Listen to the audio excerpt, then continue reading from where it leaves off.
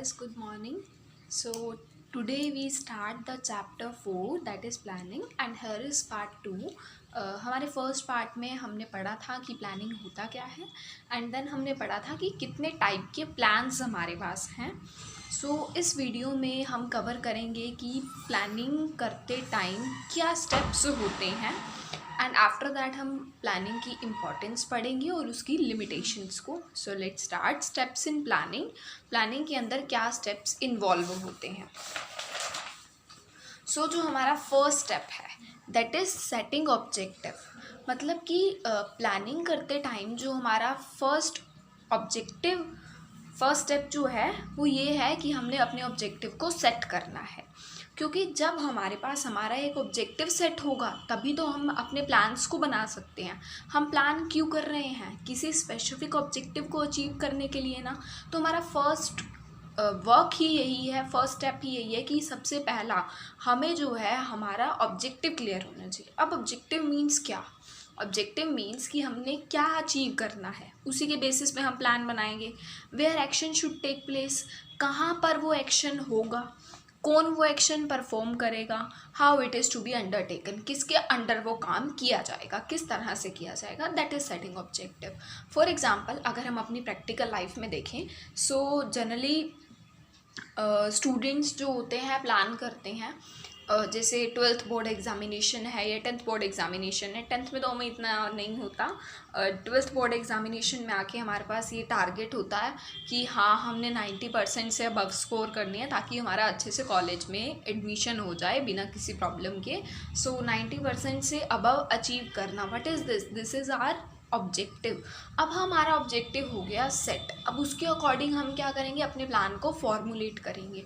Objective होना बहुत ही necessary है किसी भी प्लान को फॉर्मुलेट करने के लिए. It is same as the organization. Okay, the second step is developing premises. Planning premises क्या होते हैं? हमारे अजम्पशंस होते हैं जो कि हम एज्यूम करते हैं कि हमारे इन्वायरमेंट के अकॉर्डिंग किस तरह से हमारे जो प्लान्स हैं वो फॉर्मुलेट होंगे, किस तरह से हम उन प्लान्स को इम्प्लीमेंट करेंगे. ये कैसे डेवलप होते हैं? फोरकास्टिंग के थ्रू. देखो फॉर एग्ज़ाम्पल प्रैक्टिकल लाइफ की अगर हम एक बार एग्जांपल उठा लेते हैं, दैट इज़ कि यही आपको अगर 12th में 90% से अबव स्कोर करने हैं तो आप जो है एज्यूम करोगे कि हाँ अगर मैं इस बुक से पढ़ता हूँ तो मेरे मार्क्स ज़्यादा आने के चांसेस हैं. अगर मैं इस सैम्पल पेपर को ले लेता हूँ तो मेरे मार्क्स ज़्यादा आने के चांसेस हैं. अगर मैं इस कोचिंग सेंटर को ज्वाइन कर लेता हूँ तो मेरे मार्क्स ज़्यादा आने के चांसेस हैं. अगर मैं सेल्फ स्टडी में इतना टाइम दूंगा तो मेरे मार्क्स ज़्यादा आने के चांसेस हैं. कोई गारंटी तो नहीं है. ये क्या है? सिर्फ हमारी अजम्पशन है. सेम होता है ये एक ऑर्गेनाइजेशन के लिए भी. देन जो एक प्लानिंग की सक्सेस है ना वो डिपेंड करती है कि किस फैक्टर की जो एक्यूरेसी है वो क्या रही है ना. मतलब हमारी प्लानिंग कब सक्सेसफुल होती है? जब जो हमारे फैक्टर्स की एक्यूरेसी होती है वो बिल्कुल हाई लेवल की एक्यूरेसी हो. देन थर्ड स्टेप है हमारा list out the various alternative for achieving the objective. अब हम क्या करते हैं, बहुत सारे अल्टरनेटिव को जो हैं लिस्ट आउट कर लेते हैं ऑब्जेक्टिव को करने के लिए. पहले मैं आपको वही प्रैक्टिकल लाइफ से रिलेटेड एग्जांपल दूंगी ताकि आपको अच्छे से क्लियर हो जाए. उसके बाद ऑर्गेनाइजेशन फॉर्म को लेके चलेंगे. ठीक है, अब देखो जैसे हम वही एग्जांपल लेके चल रहे हैं कि 12th में हमने 90% से अबव स्कोर करना है. डेवलपिंग प्राइमिसेस में तो सिर्फ हमने एज्यूम करा. अब हमारा थर्ड स्टेप क्या होगा, हम लिख लेंगे कि किस तरह से मैं अपनी इस टारगेट को अचीव कर सकता हूँ. अच्छा कोचिंग सेंटर ज्वाइन करके, सेल्फ स्टडी करके, ज़्यादा से ज़्यादा बुक्स पढ़ के, ज़्यादा से ज़्यादा सैम्पल पेपर सॉल्व करके. तो इस तरह से आप क्या करते हो, लिस्ट आउट कर लेते हो वेरियस ऑल्टरनेटिव्स को. यही अगर हम एक बिजनेस फॉर्म के कंपैरिजन में देखें, if the objective is to increase production by 10%. किसी बिजनेस फर्म का ऑब्जेक्टिव है कि हमने अपनी प्रोडक्शन को 10% से बढ़ाना है. तो वो प्रोडक्शन किस तरह से बढ़ सकती है? या तो वो न्यू मशीन्स ले ले, या वो एफिशिएंट वर्कफोर्स को रिक्रूट करे, मतलब और ज़्यादा वर्कफोर्स उसका बढ़े, अडॉप्ट करे न्यू टेक्निक प्रोडक्शन की, है ना, जिससे कॉस्ट कम होगी तो भी उसकी प्रोडक्शन बढ़ सकती है. ठीक है। तो ये क्या है, उसने एक फर्म ने लिस्ट आउट कर लिए बहुत सारे अल्टरनेटिव्स कि किस तरह से मैं अपनी प्रोडक्शन को 10% तक बढ़ा सकता हूँ। वहीं पे एक स्टूडेंट ने भी यही करा, है ना, कि अगर मुझे 12th में 90% से अबव स्कोर करने हैं देन मेरे पास ये ऑप्शंस हैं। तो ये क्या है, लिस्ट आउट कर लिया वेरियस ऑल्टरनेटिव को। फोर्थ में क्या होता है, हम इवैल्यूएट करते हैं अपने अल्टरनेटिव को। इवैल्यूएट करना मतलब हम देखते हैं कि जैसे इसी को मैं कंसीडर करती हूँ एक्वायरिंग न्यू मशीन्स। एक बिजनेस फर्म सोचती है कि क्या न्यू मशीन्स लेने से मेरी प्रोडक्शन बढ़ जाएगी। फिर वो सोचती है कि अगर मैं न्यू मशीन्स लूँगी तो हो सकता है मुझे ज़्यादा वर्कफोर्स की भी रिक्वायरमेंट पड़े। तो फिर वो ये सोचती है कि अगर मैं ऐसा करूँ कि मैं न्यू मशीन लूँ ही ना, ज़्यादा वर्कफोर्स लगा दूँ तो भी मेरी प्रोडक्शन बढ़ सकती है। या फिर वो ये सोचती है कि हम कौन सी टेक्निक प्रोडक्शन की यूज़ करें जिससे हमारी कॉस्ट कम हो जाए। मतलब हम इवैल्यूएट करते हैं कि क्या चीज़ हमारे बजट में है, क्या चीज़ ज़्यादा रिस्की नहीं है, क्या चीज़ हमें ज़्यादा हद तक गारंटी करती है कि हमें सक्सेस मिलेगी। सो हम इवैल्यूएट करते हैं, एग्जामिन करते हैं उसके प्रोस एंड कॉन्स को, मतलब उसकी लिमिटेशंस और उसके बेनिफिट्स को। सो जिसकी लिमिटेशंस कम और बेनिफिट ज़्यादा होंगे उसको हम अपना बेस्ट ऑल्टरनेटिव सिलेक्ट कर लेते हैं। सो फिफ्थ स्टेप यही है कि हम सिलेक्ट कर लेते हैं कि हमारा बेस्ट ऑल्टरनेटिव क्या है। अब हमने क्या करना है, अब हमने लिस्ट आउट कर लिया, इवैल्यूएट कर लिया। अब क्यों करा इवैल्यूएट, ताकि हम सिलेक्ट कर सके बेस्ट वन को। तो जो भी हमारा ऑल्टरनेटिव हो ऑब्जेक्टिव को अचीव करने के लिए, हमें उसमें किस चीज़ का मेन ध्यान रखना है, हमारी कॉस्ट का, कि हमारे बजट में है या नहीं है, इससे हमारी कॉस्ट कम होगी या नहीं होगी, और क्या क्या उसके अंदर रिस्क इन्वॉल्व है।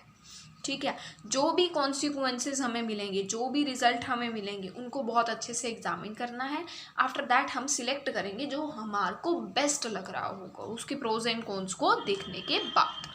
सिक्स्थ है, अब हमने सिलेक्ट कर लिया कि हाँ इस तरह से जो है हमने अपने ऑब्जेक्टिव को अचीव करना है। अब हम क्या करेंगे, अपने प्लान को फॉर्मुलेट कर देंगे कि भाई ये हमारा प्लान है। तो मान लो उसने सेट कर लिया कि उसने रिक्रूट करना है एफिशिएंट वर्कफोर्स को, अब वो उसके अकॉर्डिंग काम भी करेगा, है ना। सो अब हमने क्या करा, फॉर्मुलेट कर लिया अपने डेरिवेटिव प्लान्स को। The management has to formulate secondary plans to support the basic plan. Management को सेकेंडरी प्लान्स बनाने होते हैं ताकि बेसिक प्लान को सपोर्ट किया जा सके। ठीक है, these are derive for various department. जो सेकेंडरी प्लान होता है ना, वो बहुत सारी डिपार्टमेंट्स के लिए बनता है एक डिटेल्ड मैनर में, जिसको हम डेरिवेटिव प्लान का नाम देते हैं। किसको, सेकेंडरी प्लान को, जो कि वेरियस डिपार्टमेंट्स के लिए बनाया जाता है। देखो ये डेरिवेटिव प्लान के बारे में आपसे 1 मार्क में क्वेश्चन भी पूछा जा सकता है, 2 मार्क्स के ऊपर 2 मार्क्स में भी ये क्वेश्चन आ सकता है। देखो ये देखो हुआ क्या कि एक जो हमारी हेडिंग है उसमें हमें पता लगा कि डेरिवेटिव प्लान क्या है। स्टार्टिंग में उन्होंने तुम्हें कुछ नहीं बताया कि डेरिवेटिव प्लान होता क्या। सो इस तरह के क्वेश्चंस आने के चांसेस कुछ हद तक बहुत ज़्यादा ही होते हैं। 7th है इम्प्लीमेंटेशन ऑफ प्लान। अब हमने प्लान बना लिया। अब प्लान, बहुत सारे लोग ऐसे होते हैं प्लान तो बना लेते हैं लेकिन इम्प्लीमेंट नहीं कर पाते।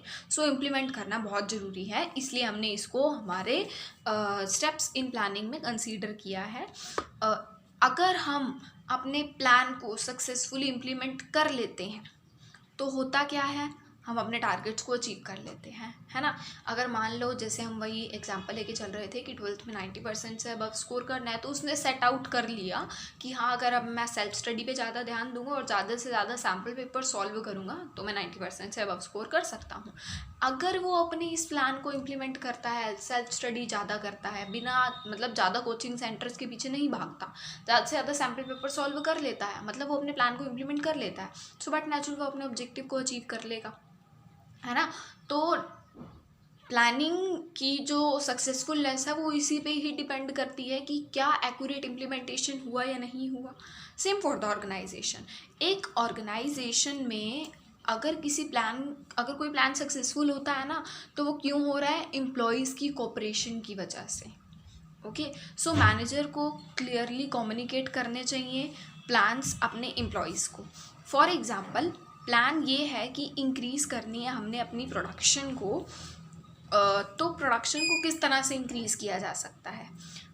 या हमें अपना एक्सपेंडिचर तो बढ़ाना पड़ेगा अगर प्रोडक्शन को इंक्रीज़ करना है। तो किसके ऊपर एक्सपेंडिचर बढ़ा सकते हैं, या तो हम न्यू मशीनरी परचेज कर सकते हैं या फिर रॉ मटेरियल।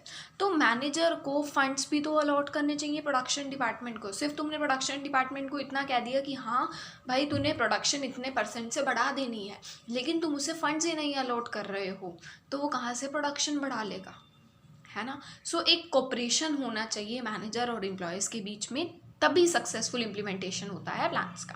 देन है फॉलो अप। हमें बिल्कुल नहीं भूलना चाहिए कि हमने उस प्लान को फॉलो अप भी करना है। हमें क्या करना चाहिए, कॉन्टीन्यूस इवेलुएट करते रहना चाहिए अपने प्लान को, ताकि हम वेरीफाई कर सकें कि जो भी ये इन्वायरमेंट है, देखो इन्वायरमेंट हमारा डायनेमिक है, चेंज होता रहता है। सो डायनेमिक इन्वायरमेंट में प्लान का वर्क करना इतना जो है इजी नहीं होता। सो हमें क्या करना चाहिए, टाइम टू टाइम इवेल्युएट करते रहना चाहिए कि जो भी कंडीशंस हैं उसमें जो है हमारा प्लान जो है वो सक्सेसफुल इम्प्लीमेंट हो रहा है या नहीं हो रहा। अगर नहीं हो रहा तो प्लान में चेंज करो, जो ही नहीं है कि रिगिड है कि यही करना है, कुछ हद तक हमें चेंज कर लेना चाहिए। Okay, so these are the steps in planning. अब हम पढ़ेंगे कि प्लानिंग की इम्पोर्टेंस क्या है। आफ्टर दैट हम पढ़ेंगे प्लानिंग की लिमिटेशंस। देखो बहुत सारे स्कूल्स में यही होता है, किसी भी कोचिंग सेंटर में या कोई टीचर भी पढ़ाती है। सो होता क्या है, पहले प्लानिंग का मीनिंग बताते हैं, उसके बाद प्लानिंग की इंपॉर्टेंस और लिमिटेशंस बता देते हैं। देखो मैंने इस टॉपिक को बिल्कुल एंड में उठाया है बिकॉज अब आपको प्लानिंग के बारे में बहुत क्लियर हो गया होगा। सो आफ्टर दैट जब तुम खुद भी सोचोगे ना कि प्लानिंग की क्या इंपॉर्टेंस है, प्लानिंग की क्या लिमिटेशंस है, तो तुम वो चीज़ खुद भी सोच के लिख सकते हो। टिपिकल नहीं है बिजनेस स्टडी में, हमारी प्रैक्टिकल लाइफ से रिलेटेड ही है। खुद सोचो कि अगर तुम एक बिजनेस फर्म में हो, तुम मैनेजर हो, तुम एम्प्लॉय हो, तो उसके पॉइंट ऑफ व्यू से तुम सोच के बिजनेस स्टडी लिख सकते हो। बहुत आसान है बिजनेस स्टडी। 11th में पढ़ने के बाद 12th में आप इतने एबल हो जाते हो, आपको बहुत अच्छे से नॉलेज हो जाती है कि आप सिर्फ चैप्टर को बिल्कुल अच्छे से पढ़ लो तो आप खुद भी लिख सकते हो। खुद सोच के आप एक्स्ट्रा पॉइंट्स भी बना सकते हो।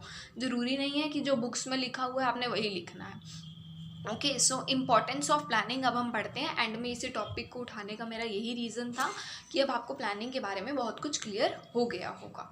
सो प्लानिंग की इंपॉर्टेंस क्या है, planning provide direction.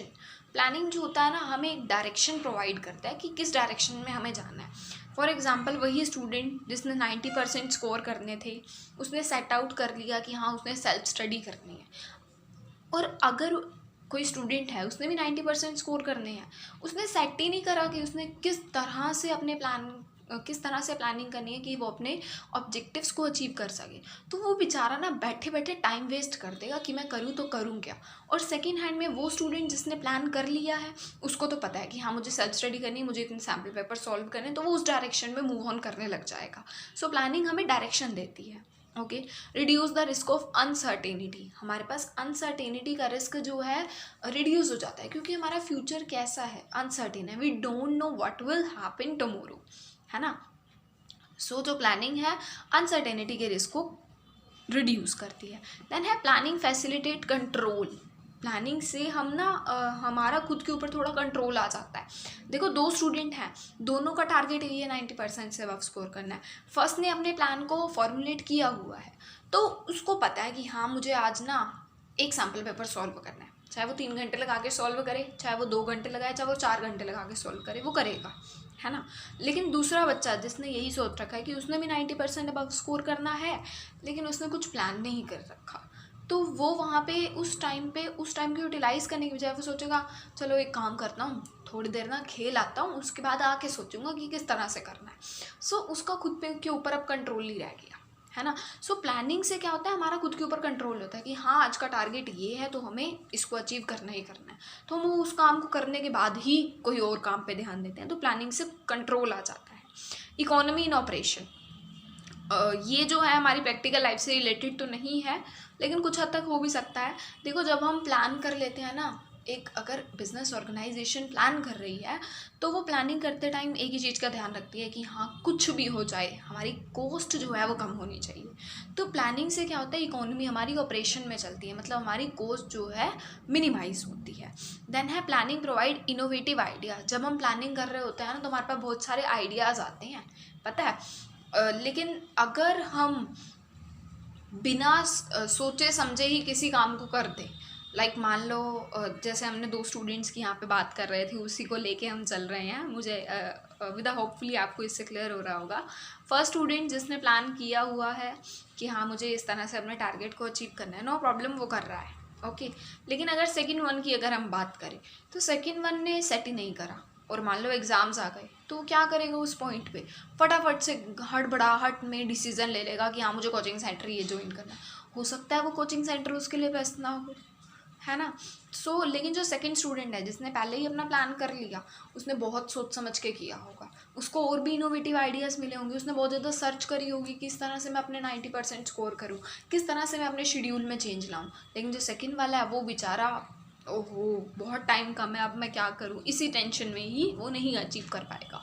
Okay, so planning जब हम करते हैं तो बहुत सारे इनोवेटिव आइडियाज़ आते हैं। ये मैंने अपनी प्रैक्टिकल लाइफ में भी देखा है कि जब मैं प्लानिंग करने लगती हूँ किसी भी टारगेट को लेके, सो और भी कुछ इनोवेटिव आइडियाज़ हमारे माइंड में आते हैं कि हाँ हम इस काम को इस तरह से भी कर सकते हैं, है ना।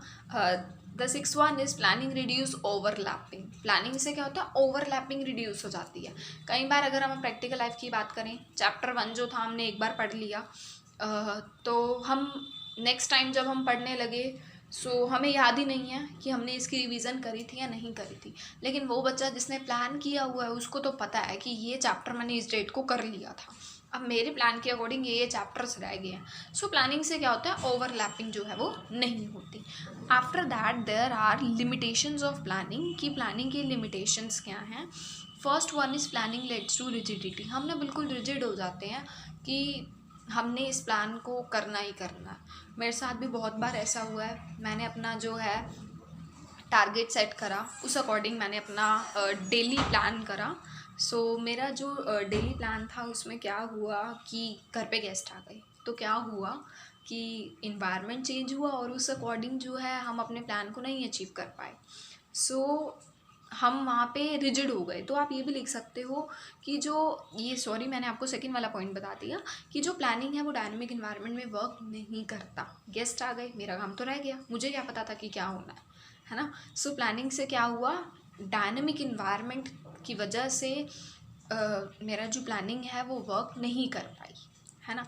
फर्स्ट पॉइंट था कि प्लानिंग लेड्स टू रिजिडिटी। हम ना बिल्कुल रिजिड हो जाते हैं कि हाँ आज तो हमें यही चैप्टर करना ही करना है। हमारा फ्रेंड हमें कह रहा है कि आज यार ये चैप्टर कर लेते हैं, मैं भी थोड़ा इसमें वीक हूँ, हमें पता है कि हम भी इस चैप्टर में वीक हैं, लेकिन हम कहते हैं नहीं यार आज का टारगेट तो ये है, हम तो यही करेंगे। मतलब रिजिडिटी हो जाती है उस पॉइंट पे।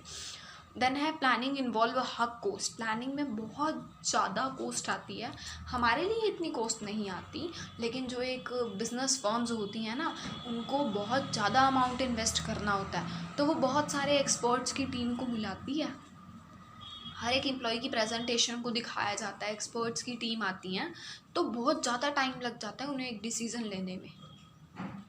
सो उनके लिए तो बहुत ज़्यादा कॉस्ट लग जाती है, टाइम कंज्यूमिंग प्रोसेस है, चाहे वो एक बिज़नेस फर्म है या चाहे हम भी हैं, हम प्लान कर रहे हैं ना। सो क्या होगा, बहुत ज़्यादा टाइम कंज्यूम, मैं खुद कह रही हूँ, मैं खुद बहुत ज़्यादा टाइम कंज्यूम कर देती हूँ प्लान करते टाइम, कि अगर मैं ऐसे करूँगी नहीं ये बेस्ट ऑप्शन है। तो इस तरह से हम थोड़ा कन्फ्यूज़ होते हैं और प्लानिंग में हमें बहुत ज़्यादा टाइम लग जाता है, लेकिन एंड में होता क्या है, हम अपने प्लान को जो है इम्प्लीमेंट ही नहीं कर पाते, फॉलो अप ही नहीं कर पाते, तो उस टाइम पे बहुत ज़्यादा गुस्सा आ जाता है। सो प्लानिंग उसी को करनी चाहिए जिसके अंदर विल पावर है कि हाँ मुझे इस टारगेट को अचीव करना ही करना है। देन है लैक ऑफ एक्यूरेसी, है ना। यही बात है कि हम पूरी एक्यूरेसी से अपने प्लान को इम्प्लीमेंट नहीं कर सकते। जैसे मैंने अपना प्लान बना लिया, मेरे अंदर पूरी विल पावर थी कि मैंने जो है एक्यूरेसी से अपने प्लान को इम्प्लीमेंट करना है, लेकिन घर पे गेस्ट आ गए, कहाँ से एक्यूरेसी से प्लान इम्प्लीमेंट हुआ, कहीं नहीं हो पाया। देन है planning doesn't guarantee success. The most important point कि प्लानिंग जो है आपको सक्सेस की गारंटी नहीं देती। अगर उस बच्चे ने, जो स्टूडेंट था, उसने सिलेक्ट कर लिया कि हाँ इस तरह से मेरे 90% से अब आ जाएंगे, उसने क्या करा, सेल्फ स्टडी करनी स्टार्ट कर दी और सैम्पल पेपर करने स्टार्ट कर दिए। हो सकता है कि वो कुछ हद पे कहीं ना कहीं गलती कर रहा हो या कुछ भी हो सकता है। सो प्लानिंग हमें सक्सेस नहीं देती, गारंटी नहीं करती कि हाँ तुम अचीव हो, तुम्हें तुम्हारा टारगेट अचीव होगा ही होगा। तो इसलिए देखो जो हमने लास्ट पढ़ा था ना फॉलो अप, उसमें हमने यही बताया था कि हमें टाइम टू टाइम अपने प्लान्स को इम्प्लीमेंट करते रहना चाहिए। इवैल्यूएट करते रहना चाहिए, ताकि हम देख सकें कि जो हमारा प्लानिंग है, जो हमारा प्लान है, वो डायनेमिक इन्वायरमेंट में वर्कआउट कर भी रहा है या नहीं कर पा रहा. So these are the limitations of planning. This is my humble request to all, that if you have any kind of doubt, then please comment. Definitely I will reply to you all. Thank you guys.